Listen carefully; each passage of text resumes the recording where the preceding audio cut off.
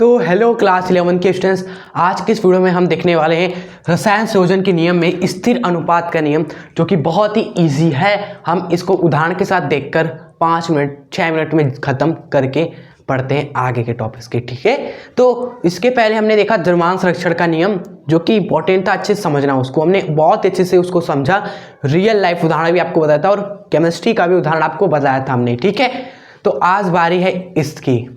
ठीक है, तो स्टार्ट करते हैं। चलिए, मेरा नाम स्टूडेंट अभिषेक गुप्ता है, graduation basic mathematics college Banaras Hindu विश्वविद्यालय से। ठीक है, तो आइए बेहतरीन तरीके से इसको भी पढ़ लेते हैं और बहुत ही आसान आसान क्वेश्चंस भी आएंगे अगर बनेंगे तो।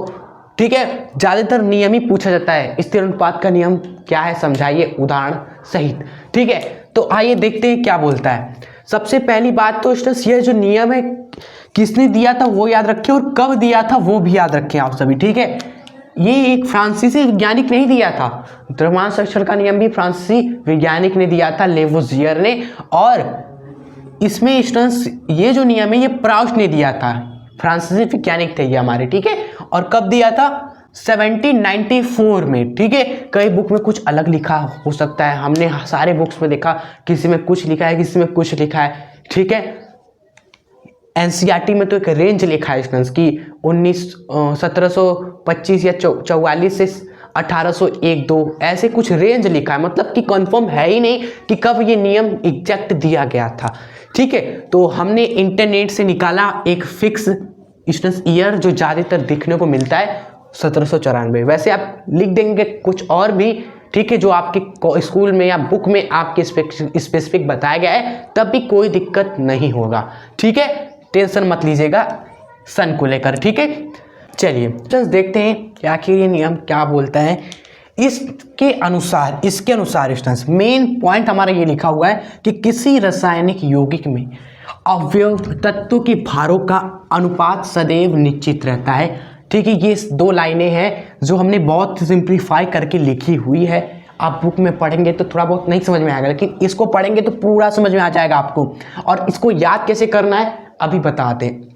आप इसको देखिए क्या लिखा हुआ है, स्थिर अनुपात, यानी कि स्थिर मतलब कि निश्चित रहेगा, फिक्स रहेगा।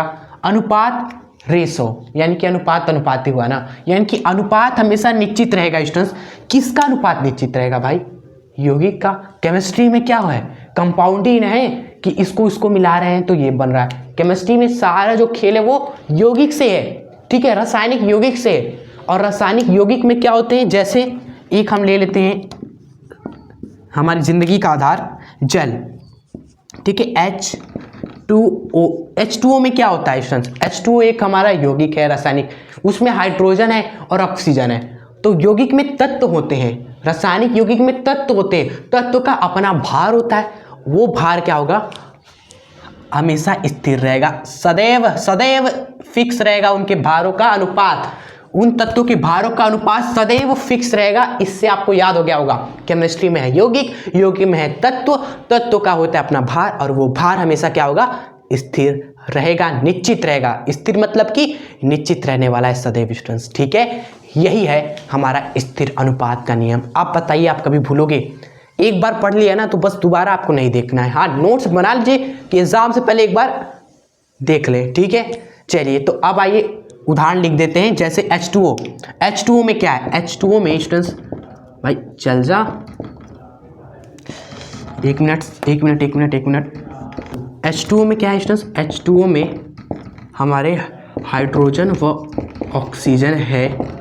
इनके भार का अनुपात आप लिखेंगे, इनके भार का अनुपात क्या है? अनुपात, आइए लिखते हैं। हाइड्रोजन का भार होता है 1, लेकिन 2 हाइड्रोजन है तो 2 हो जाएगा। ठीक है, 2। ऑक्सीजन का हमारा 16 होता है, 1 ऑक्सीजन है तो 16 ही लिखेंगे आप सभी। ये है अनुपात। इसको और सिंप्लीफाई कर देंगे आप सभी, काट देंगे, वही 2 1 कम 2, फिर 2 8 16 स्टूडेंट्स। ठीक है, यानी कि H2O में हाइड्रोजन व ऑक्सीजन के भार का अनुपात कितना है? 1:8 है, जो सदैव निश्चित रहेगा। बस ये आप उदाहरण लिख देंगे। ठीक है, अच्छे से निश्चित होगा, सदैव निश्चित होगा, चाहे मेन बात तो यहाँ से स्टार्ट हो रही है, चाहे उसे कहीं से भी प्राप्त किया जाए, कहीं से भी प्राप्त किया जाए। समझ रहे हैं इसका मतलब? इसका मतलब है कि जल को आप कहीं से भी लेकर आओ, चाहे आप अपने बगल के नदी में से निकालो, चाहे हम अपने घर के नल में से लेकर आए, हाइड्रोजन व ऑक्सीजन के भारों का अनुपात 1:8 रहेगा सदैव फिक्स। समझे? यही है स्थिर अनुपात का नियम। क्लियर है? एक और उदाहरण आप लिख दीजिएगा बहुत अच्छे तरीके से, जैसे CO2 हो गया। CO2 यानी कि कार्बन डाइऑक्साइड। कार्बन डाइऑक्साइड में स्टूडेंट्स कार्बन और ऑक्सीजन, कार्बन है व ऑक्सीजन है, ठीक है। इनके भारों का अनुपात निकालो आप सभी तो एक बार, ठीक है। हम यहाँ निकाल लें, आपको अभी भी निकालना। कार्बन व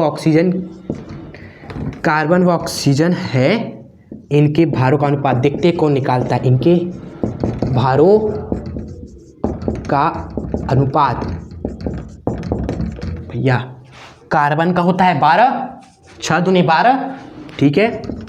ऑक्सीजन हमारा होता है 16, लेकिन 2 ऑक्सीजन है तो 16 दूनी 32 हो जाएगा इतना। या फिर इसको काटेंगे आप सभी, तो काट के क्या है आपका, किससे काटेंगे? 4 से, तो 4 तिहाई 12, 4 8 32, 3:8 है, ठीक है। और यही रहेगा हमेशा, यानी कि हमेशा यही रहेगा भैया फिक्स। ये है कि हमारा एकदम फिक्स, बात खत्म, एक वर्ड में काम खत्म, फिक्स। हमेशा ये अनुपात वही रहने वाला है, चाहे कहीं से भी कार्बन डाइऑक्साइड गैस निकाल के आओ आप सभी, चाहे वातावरण से कार्बन डाइऑक्साइड निकालो, चाहे आप लैब में गए, लैब में कार्बन डाइऑक्साइड गैस बना रहे हो, ठीक है।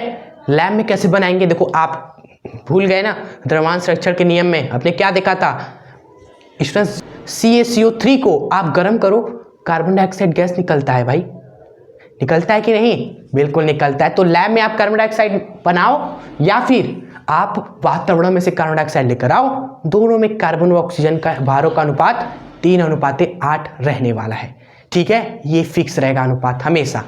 यही है हमारा स्टूडेंट्स क्या स्थिर अनुपात का नियम। तो आई होप आपको अच्छे से ये समझ में आया होगा। क्लियर? देखिए, रटना अलग बात होती है, काफ़ी लोग इसको रटते रहते हैं सारे नियमों को, लेकिन आप एक बार समझ लोगे तो आपको दोबारा चीज़ें रटनी ही नहीं पड़ेंगी, आपके माइंड में चीज़ें सब बच चुका होगा अभी, ठीक है। अभी और भी चीज़ें हमारी इंटरेस्टिंग चीज़ें आएंगी केमिस्ट्री में, ये तो अभी शुरुआत है, अभी तो और भी चीज़ें हैं जो मज़ेदार तरीके से हमें पढ़नी है, तो हमारे साथ बने रहिएगा। ये स्टार्ट है अभी केमिस्ट्री का। क्लियर? सब्सक्राइब करके जुड़ जाइए अगर आप जुड़े नहीं हैं, और प्लीज़ कमेंट करते रहें अपना प्यारा, ठीक है।